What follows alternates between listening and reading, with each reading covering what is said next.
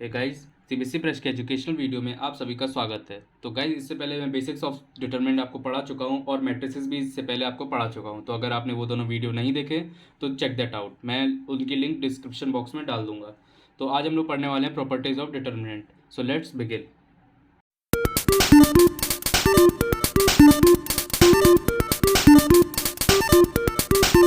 तो matrices chapter जब मैं पढ़ा रहा था तो आपको मैंने एक ट्रांसपोज नाम का वर्ड बताया था। तो अगर आपको नहीं पता है तो मैं आपको बता दूं, उसमें क्या होता है कि हम लोग किसी भी मैट्रिक्स या डिटरमिनेंट में जो रोज हैं उनको कॉलम्स से एक्सचेंज कर देते हैं और जो कॉलम्स हैं उनको रोज से। ठीक है, तो उसी का यूज़ अभी इसमें होगा। ठीक है, ये प्रॉपर्टी क्या कहती है कि अगर जैसे आपके पास एक कोई मैट्रिक्स है ABCEFGHIJ,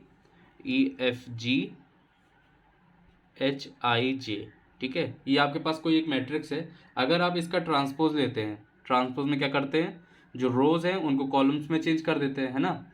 तो इनको अगर हम लोग कॉलम्स में चेंज करें, ABCEFGHIJ,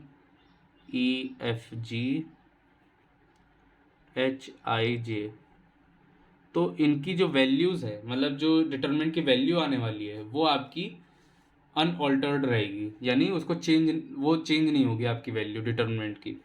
तो पहली प्रॉपर्टी तो ये कहती है। आप चाहे तो कोई एग्जांपल भी ले सकते हैं, जैसे कि मैं अगर एक डिटरमिनेंट ले लेता हूँ 1 2 3 4 5 2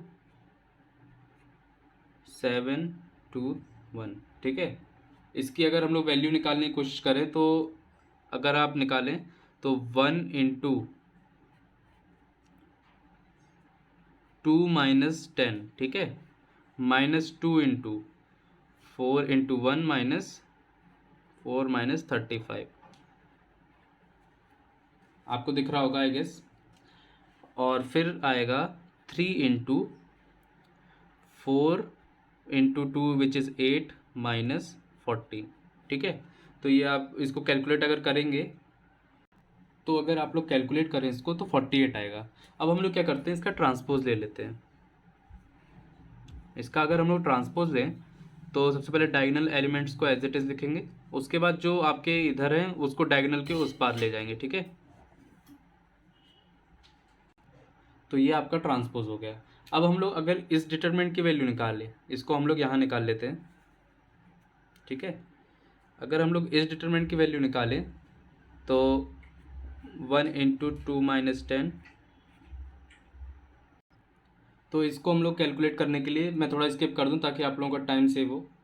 तो अब हम लोगों ने ऐसा लिखा। अब इसके बाद इसको अगर आप सॉल्व करेंगे तो ये हो गया -8 -4 इंटू -4 विच इज़ -16, ओके, +16 हो जाएगा इधर पे, +7 इंटू 4, 7 4 ज़ा 28, ठीक है, 28 हो गया। तो ये होगा, ठीक है। अच्छा, यहाँ पे हम लोगों ने एक मिस्टेक की थी, आपने शायद गौर नहीं किया होगा। इसमें 8 -14 इज 6 होता है और 6 का मल्टीप्लाई अगर हम लोग 3 से करेंगे तो वो 18 होता है, ठीक है। तो हम लोग का यहाँ पे 36 आंसर आने वाला था, ठीक है, और वो 48 बन गया। तो अब हम लोग अगर इधर पे करें तो इसका भी आंसर आप देखेंगे तो 36 ही आएगा। तो इससे पता चलता है कि ये प्रॉपर्टी वैलिड है कि अगर आपने ट्रांसपोज किया एक डिटरमिनेंट का तो उनकी वैल्यू अनएक्सचेंज और मतलब उसकी वैल्यूज चेंज नहीं होंगी। अब हम लोग आते हैं प्रॉपर्टी 2 पे, ठीक है। अच्छा, प्रॉपर्टी 2 पे आने से पहले हम लोग ये लिख लेते हैं कि असल में इस प्रॉपर्टी का मतलब क्या हुआ। तो ए ट्रांसपोज को हम लोग कैसे लिखते थे, आपको याद होगा,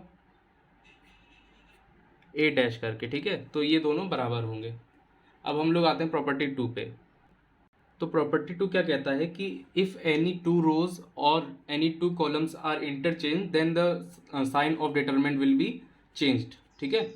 तो इसका मतलब क्या हुआ कि जैसे अगर हम लोग मान लें एक यहाँ पे डिटरमिनेंट है ABCEFGHIJ, ठीक है। अगर इसको हम लोग इंटरचेंज करते हैं, इंटरचेंज यानी कि किसी एक रो से इसको बदल देते हैं, जैसे हम लोगों ने सेकेंड रो से इसको बदल दिया, EFGABCHI और J, तो इनका डिटरमिनेंट की वैल्यू सेम होगी, बट एक चीज़ इसमें अलग होगी, वो होगी आपका एक नेगेटिव साइन आ जाएगा, ठीक है। तो ये हो गया। अब हम लोग आते हैं प्रॉपर्टी 3 पे। आप इसके एग्जाम्पल देख सकते हैं, आपके एनसीईआरटी में भी दिया होगा, या फिर आप लोग खुद भी कोई एक डिटरमिनेंट अज्यूम करके और उसके किसी दो रोज को आप इंटरचेंज कर देना, उसके बाद दोनों की डिटरमिनेंट की वैल्यू निकाल के देखना, दोनों एक दूसरे के अपोजिट साइन के आएंगे, ठीक है। तो आप प्रॉपर्टी 3 पे क्या होता है, प्रॉपर्टी 3 पे हम लोगों को दिया हुआ है कि अगर हम लोगों के डिटर्मिनेंट में किसी भी दो रोज की वैल्यू सेम है, यानी मतलब कि कोई भी दो रो या दो कॉलम आइडेंटिकल हैं, तो उस डिटर्मिनेंट की वैल्यू ज़ीरो आ जाएगी। ये बहुत ही ज़्यादा इंपॉर्टेंट है हम लोगों के लिए।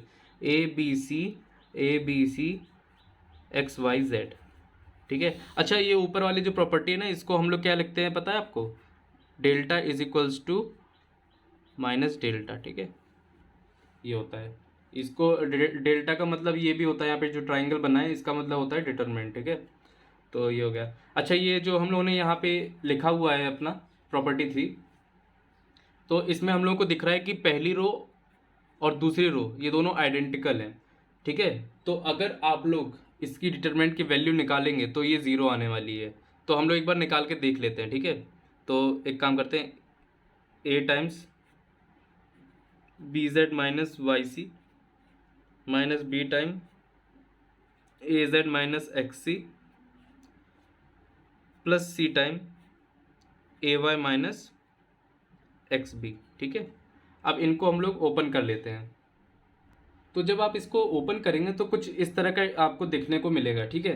तो अब हम लोग को दिख रहा है कि ये इससे चला जाएगा, ये किससे जाएगा, इससे चला जाएगा, और ये जो होगा ये इससे चला जाएगा। तो आपकी वैल्यू क्या आ जाएगी, ज़ीरो, ठीक है। हम लोग ने कोई भी रैंडम ऐसे ही ले लिया और उसको हम लोगों ने चेक कर लिया कि ये बात सही है कि नहीं। और ऐसे ही कॉलम के केस में भी होता है, ठीक है। तो एक बात याद रखना, इफ़ टू रोज और any two columns are identical,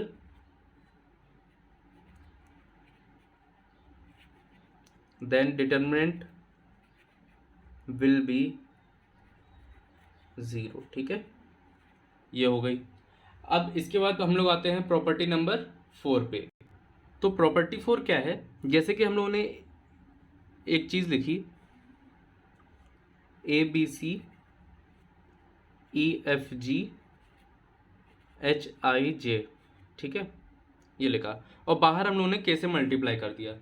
तो अब आप लोग इस के को किसी भी एक रो यानी कि किसी भी इस रो में भी आप इसको मल्टीप्लाई कर सकते हैं, इस रो में भी आप इसको मल्टीप्लाई कर सकते हैं, इस रो में भी आप मल्टीप्लाई कर सकते हैं, या फिर किसी भी एक कॉलम में मल्टीप्लाई कर सकते हैं, ठीक है। तो अब हम लोग क्या लिखते हैं इसको, और इसकी डिटरमिनेंट की वैल्यू भी चेंज नहीं होगी, ठीक है। तो ये हम लोगों ने लिखा के ए के बी और के सी, ठीक है। ये ऐसे लिख सकते हैं हम लोग, और बाकियों में एज इट इज़ आपको लिखना पड़ेगा। याद रखना, सिर्फ एक रो या किसी भी एक कॉलम में ही आप मल्टीप्लाई कर सकते हैं, ठीक है। आप चाहते तो इस के को इस वाले रो में भी मल्टीप्लाई कर सकते थे, या तो इस के में भी मल्टीप्लाई कर सकते थे, या तो इस कॉलम में पूरे मल्टीप्लाई कर सकते थे, या तो इस कॉलम में, या तो इस कॉलम में। पर एक से ज़्यादा रो या एक से ज़्यादा कॉलम में आप इसको यूज़ नहीं कर सकते। अगर एक से ज़्यादा रो या एक से ज़्यादा कॉलम में आपको के दिखता है तो यानी कि आपके पास के स्क्वायर आ जाएगा बाहर। मैं उसका भी केस आपको करके दिखा देता हूँ, ठीक है। तो अच्छा, एक बात याद रखना, जैसे यहाँ से अगर हम लोग इधर जा सकते हैं तो वैसे ही उधर से इधर पे भी आ सकते हैं। मतलब अगर आपको कहीं पे के ऐसे अंदर मल्टीप्लाई हुआ मिल जाए, या फिर कोई भी कॉमन फैक्टर, जैसे कि कोई इवन नंबर है तो उसमें से 2 आप कॉमन निकाल सकते हो, या फिर कोई 4 की टेबल में सारे एलिमेंट्स आते हो तो 4 को भी बाहर निकाल सकते हो, ऐसे करके, ठीक है। अभी हम लोग ये चेक करते हैं कि अगर एक से ज़्यादा रोज में मतलब के हैं लगातार तो क्या होगा, ठीक है। तो एक काम करते हैं, लिख लेते हैं,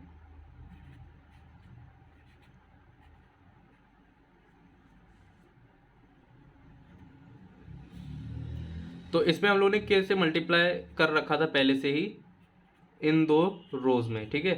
तो अब इनको अगर हम लोग बाहर निकालेंगे तो पहला के इस रो से आ जाएगा, के मल्टीप्लाइड बाय के, दूसरा रो इस के से आएगा, ठीक है। तो अब हम लोग एज इट इज इसको लिख सकते हैं।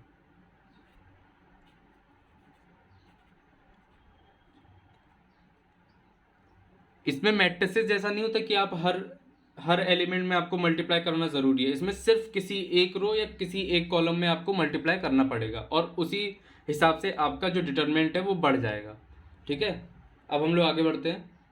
अच्छा, इस प्रॉपर्टी का यूज़ करके आप कोई भी एक कॉमन फैक्टर बाहर निकाल सकते हैं या कोई भी एक नंबर मल्टीप्लाई अंदर जा सकता है। वैसे मतलब ऐसा हम लोग करते हैं कि जैसे यहाँ पे हम लोगों का लिखा है 44, 11 या 22, तो हम लोग क्या करते हैं 11 बाहर निकाल लेते हैं और हम लोग के पास 2, 1 और 3 ऐसे बन जाता है। ठीक है, इस तरह से इसको हम लोग यूज़ करते हैं।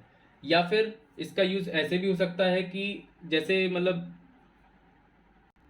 जैसे कि हम लोगों ने एक ऐसा मैट्रिक्स ले लिया, एक ऐसा डिटरमिनेंट ले लिया 11, 22, 33। ठीक है, 1, 2, 3, इधर पे क्या लिखेंगे 3, 2, 1। ठीक है, ऐसे लिख लिया हम लोगों ने। अब हम लोगों को दिख रहा है कि जो 11 है, 22 है और 33 है, इन तीनों में हम लोगों का 11 कॉमन आ रहा है। ठीक है, तो 11 बाहर निकाल लिया। अब हम लोगों के पास क्या आया 1, 2, 3, 1, 2, 3, 3, 2, 1।